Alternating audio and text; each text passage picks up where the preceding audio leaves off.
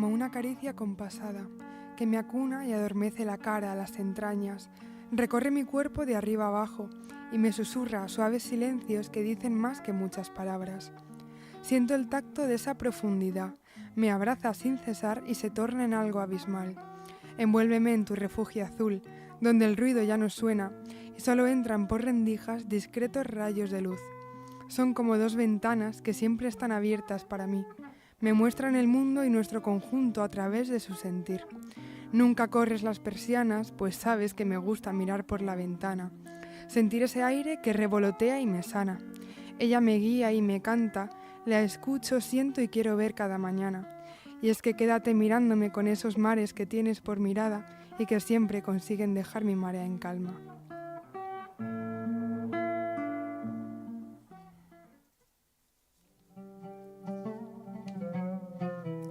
Bienvenidos a La Cara Oculta,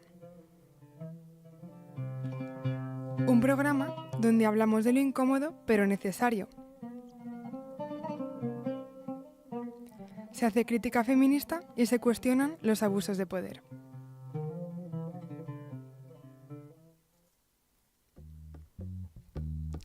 Soy Candela Granero y damos paso a un nuevo episodio de La Cara Oculta. He querido comenzar con este poema, pues ya que es un poquito más alegre y alentador que los otros con los que comenzaba, aunque el tema es bastante complejo también, ya me conocéis. Pero bueno, el poema reivindica lo que es una conexión y relación saludable y puede dar a entender una relación sexual, pero una relación sexual sana y lo que debería de ser pues esa conexión con esas caricias y esa presencia también de la mirada, del lenguaje no verbal.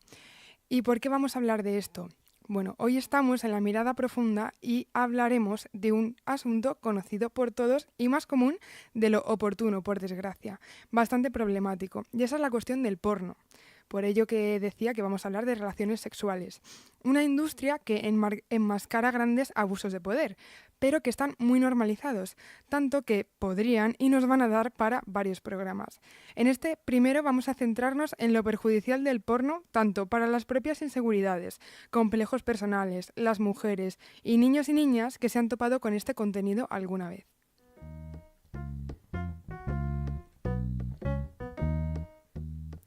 Para comenzar, conviene aclarar desde cuándo se lleva aceptando socialmente en nuestro día a día. Y si me refiero a día, porque el porno está indirectamente en muchos lugares, aunque nosotros no lo queramos. En un anuncio fraudulento cuando estás navegando tranquilamente por internet. En panfletos publicitarios que dejan en la luna de los coches. Vallas, carteles, anuncios, etc. En la prehistoria encontramos ya figuras como la Venus de Willendorf asociada a la fertilidad. En el antiguo Egipto el papiro erótico de Turín ya mostraba escenas sexuales ilustradas. En la antigua Grecia era habitual decorar vasijas y copas con escenas eróticas que se utilizaban en los banquetes. Luego los romanos fueron aún más lejos. En Pompeya se conservaban frescos sexuales y el famoso lupanar, que era un burdel decorado con imágenes muy explícitas. Durante la Edad Media estas representaciones se ocultaron por la influencia de la Iglesia, pero reaparecieron con fuerza en el Renacimiento. Al final tampoco se dejaron de hacer. En el Renacimiento, artistas como Tiziano o Rubens pintaban desnudos bajo la inspiración de la mitología clásica. Luego los reyes y nobles también consumían este tipo de arte en colecciones privadas, como en el Gabinete Secreto de Nápoles, donde se guardaban muchas piezas procedentes de Pompeya. En el siglo XIX llegó la fotografía. A principios del siglo XX, el cine clandestino, la revolución industrial de los años 60 y 70, y popularizó revistas como Playboy y películas como Edith Thought.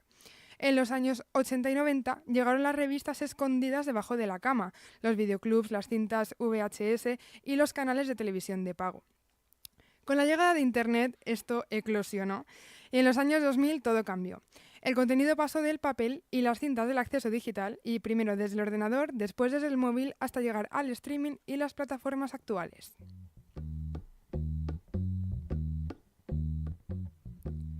Hoy, el debate sobre el uso de la tecnología por parte de los menores está más presente que nunca. Según un informe de Save the Children, 9 de cada 10 adolescentes se conectan a Internet varias veces al día o permanecen prácticamente conectados de forma constante.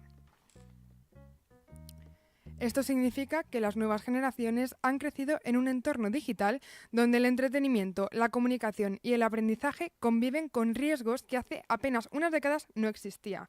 Al fin y al cabo, un problema muy acuciante y novedoso. Uno de esos riesgos es el acceso a contenidos sexuales o violentos a través de plataformas que, en principio, también utilizan niños y adolescentes. Un ejemplo es Roblox, una de las plataformas de videojuegos más populares del mundo, donde expertos han advertido que gran parte del contenido es generado por los propios usuarios. Entonces, no siempre existe un control suficiente para garantizar que sea adecuado para menores. De hecho, se han denunciado casos de acoso y captación por parte de adultos que aprovechan el anonimato de Internet para conectar con menores. Pero el problema no termina ahí. En los últimos años también han aparecido videojuegos con un contenido extremadamente violento y sexualizado.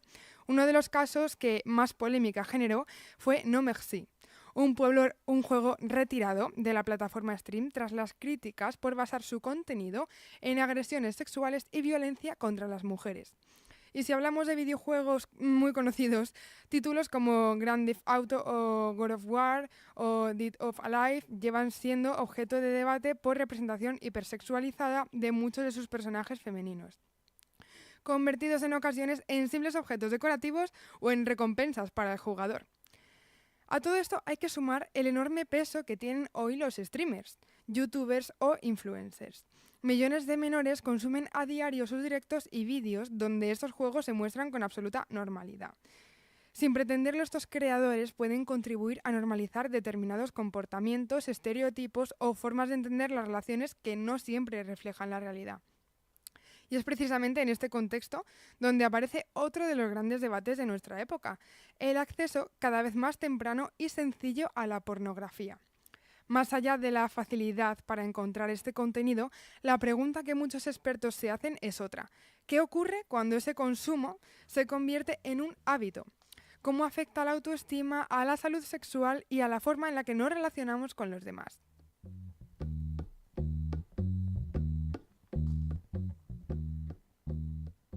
A continuación hablaremos de por qué una parte de la sociedad, especialmente desde la psicología, la sexología y el feminismo, considera que la pornografía comercial puede resultar bastante perjudicial. Veremos en qué ha derivado y qué efectos puede generar, cómo ha evolucionado hasta convertirse en el fenómeno que conocemos hoy. Una de las críticas más repetidas desde el feminismo es la cosificación tremenda hacia la mujer. En gran parte de la pornografía comercial, las mujeres aparecen representadas como objetos de consumo destinados a satisfacer únicamente el deseo masculino. Con frecuencia se las muestra con cuerpos perfectos, hipersexualizados y disponibles de manera permanente, reduciendo su papel a una función meramente sexual, casi como muñecas hinchables que también se comercializan con gran facilidad y básicamente que carecen de deseos, de emociones o capacidad de decisión propia. Además, muchos de los contenidos más consumidos reproducen relaciones marcadas por la dominación masculina y la sumisión femenina, normalizando prácticas donde el consentimiento, la reciprocidad o el placer de ambos pasa a un segundo plano. Esta representación ha sido ampliamente cuestionada porque puede contribuir a reforzar estereotipos de género y una visión desigual de las relaciones sexuales. Pero el impacto no termina ahí. Cuando el cerebro se acostumbra a recibir estímulos constantes, intensos y muy alejados de la realidad, el sistema de recompensa libera grandes cantidades de dopamina. Con el tiempo, algunas personas necesitan estímulos cada vez más intensos para obtener el mismo nivel de excitación, y eso puede modificar sus expectativas sobre el deseo y las relaciones. Entre los problemas que más preocupan a psicólogos y sexólogos encontramos la disfunción sexual. Algunas personas experimentan dificultades para excitarse o mantener una erección durante las relaciones con su pareja, a pesar de no tener problemas cuando consumen pornografía. También puede producirse una escala en el tipo de contenido consumido. Es decir, la búsqueda progresiva de escenas más extremas, violentas o inusuales para conseguir el mismo nivel de excitación. Aunque esto no implica desarrollar necesariamente una parafilia, sí puede favorecer conductas sexuales compulsivas y una percepción cada vez más distorsionada de la sexualidad. Y por último, puede aparecer un deterioro de las relaciones afectivas. Algunas personas encuentran más dificultades para mantener vínculos estables, disminuye la satisfacción con la pareja y aumenta la tendencia a vivir la sexualidad de forma más superficial o desconectada con el componente afectivo, algo que desde luego no es natural. En definitiva, cuando el consumo deja de ser ocasional, se convierte en un hábito compulsivo.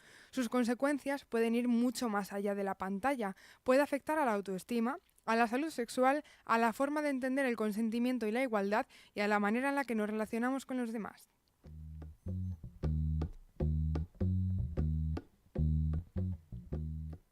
Y después de hablar de la historia, del acceso cada vez más fácil a estos contenidos y de sus posibles consecuencias, quizá la solución no sea únicamente prohibir, sino educar.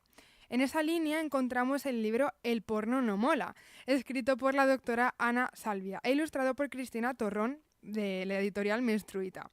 Aunque está dirigido a jóvenes de a partir de 11 años, os lo prometo que sus reflexiones sirven para cualquier edad. El libro plantea preguntas muy sencillas pero fundamentales. ¿Qué es realmente la pornografía? ¿Por qué ofrece una imagen irreal del sexo? ¿Cómo puede influir en nuestro deseo, en nuestras relaciones o incluso en nuestra forma de entender el consentimiento y el respeto? Pero quizá uno de los mensajes más importantes es que no habla de pornografía, sino de la comunicación, que es algo que resulta esencial. Durante generaciones hablar de sexo fue un auténtico tabú. Muchos de nuestros padres y abuelos crecieron sin una educación afectivo-sexual, donde preguntar daba vergüenza y el silencio era la norma. Las principales revistas o cintas VHS se escondían debajo de la cama y se consumían en absoluto secreto. Aquella pornografía también era poco realista y estaba llena de estereotipos, solo que no era tan accesible como la de hoy. Ese silencio dejó un vacío que en muchos casos ha terminado ocupando Internet. Por eso el libro propone algo tan sencillo como revolucionario, hablar de sexo con naturalidad, como lo que tiene que ser. Convertirlo en una conversación familiar, incluso, sin vergüenza y sin miedo, porque la curiosidad no es el problema.